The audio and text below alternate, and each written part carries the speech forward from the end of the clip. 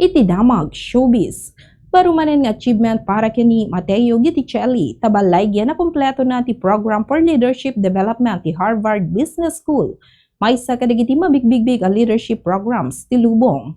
Inbingay ti aktor businessman dahito apagteng ti biag na kalpasan tin na mabulan na programa apakabilangan dagiti case studies kanapas na kapanagadal.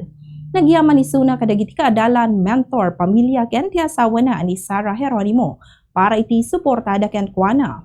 Sakbay dayta nagadal pa iti aktor ti Harvard Business School iti 2024 para iti Negotiation and Competitive Decision Making Executive Course, ken iti 2025 para iti Creating Brand Value Executive Program.